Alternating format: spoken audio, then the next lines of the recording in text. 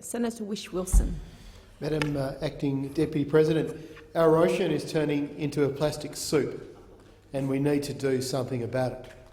I rise tonight to talk about the scourge of marine plastics and about what the Senate can do to start help fix this. As an island nation, Australia is responsible for a massive area of ocean.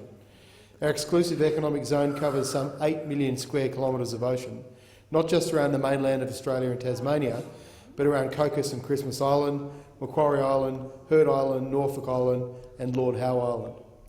The total area of ocean we're responsible for is roughly the same as our total area of land, yet we spend so little time thinking about it or acting to manage and conserve these life-sustaining environments. Australia's oceans are under pressure from global threats, not just climate change, not just ocean acidification, not just overfishing. Our life-sustaining oceans are now clearly under massive threat from marine plastic debris.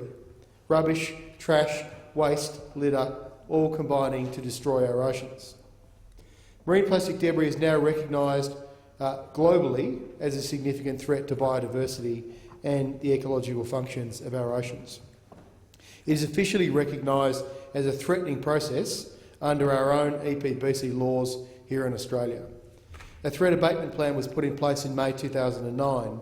A statutory review of the success of this plan was due 5 years later in May 2014. However, this review wasn't completed until the 28th of June this year.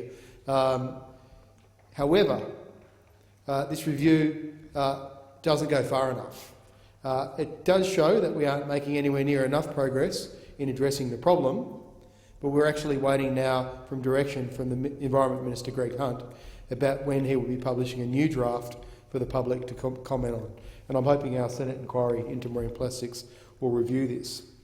Now, marine debris comes from lots of sources, from refuse thrown overboard by ships, or fishing lines and nets discarded by professional and recreational fishermen, from litter dropped in the streets that washes down the drain and into the sea.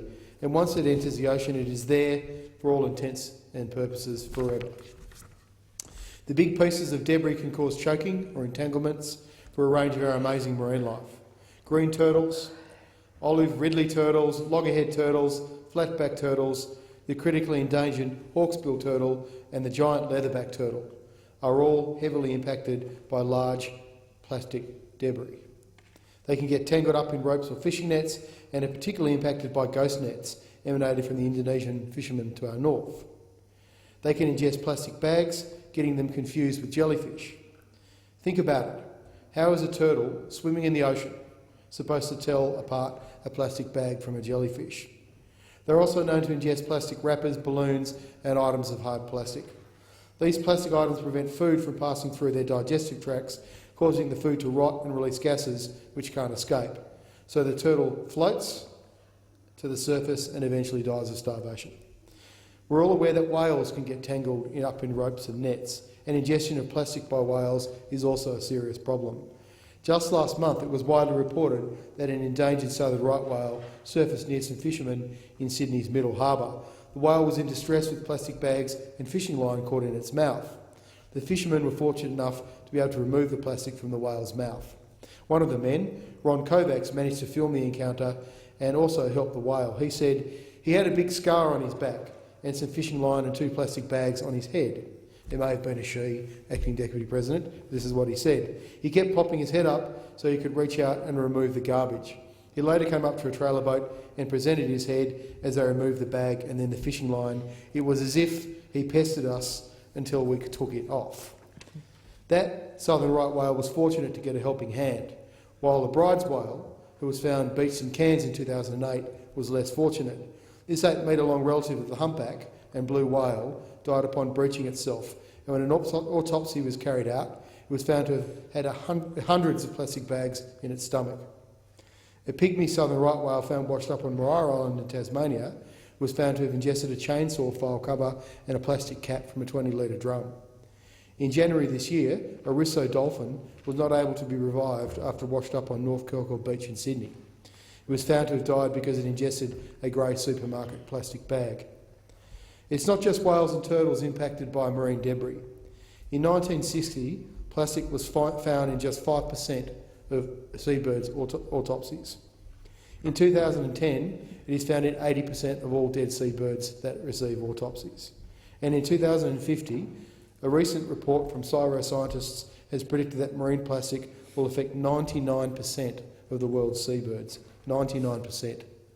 And these scientists found that the highest number of endangered seabirds from their current study are found off the east coast of my state of Tasmania.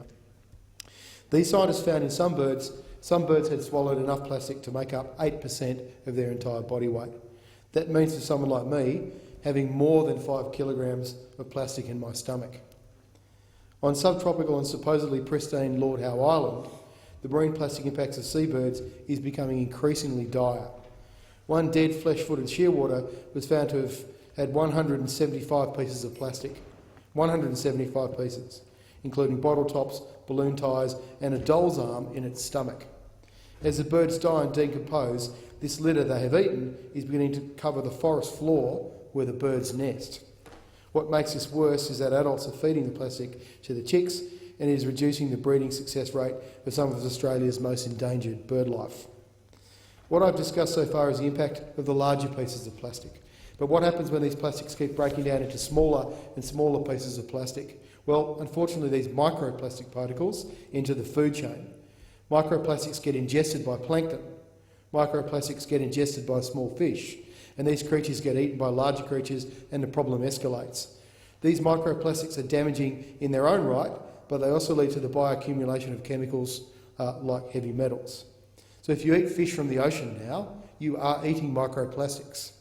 We don't yet fully understand the human health impact of this. We don't yet understand the ecological impact of this. What we do know is the impact is global in scale and is getting worse. Australia cannot isolate itself from this problem. We are impacting our oceans, as are all nations. Our neighbours are impacting on our oceans.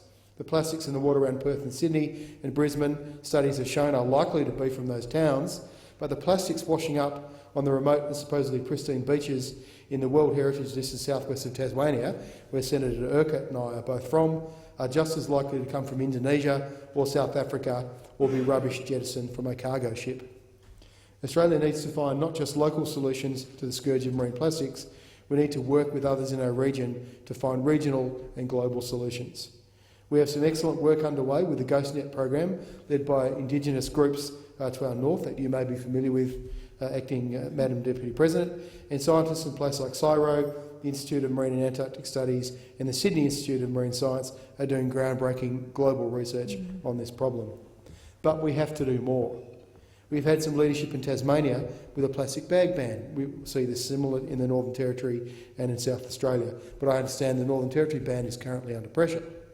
And we're seeing Queensland and New South Wales take tentative steps towards implementing a container deposit scheme, a scheme that's been successful in reducing litter in South Australia.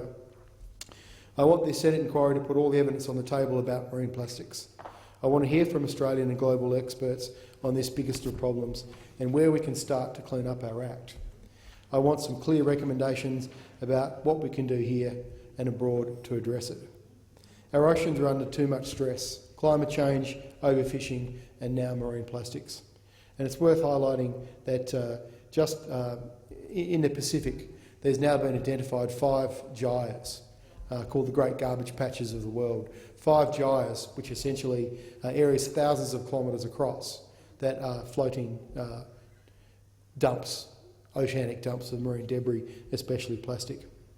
The ocean is the womb of the earth and we need to do so much more to protect it. I'm very much looking forward to working with other passionate stakeholders, many that I'm hoping will make submissions to the Senate inquiry, which closes very soon.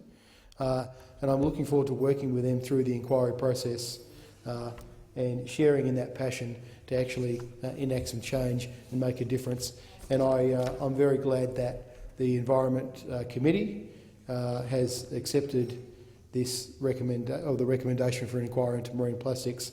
And from what I'm aware, it's the first official government inquiry anywhere into what is actually the biggest marine problem in our oceans. The biggest marine problem, and we have to start somewhere. And just to finish, sometimes it almost seems too big that you don't know where to start, but I'm actually very excited that we'll get some good evidence and we'll be able to have a real crack at this. Thank you, Senator Whish.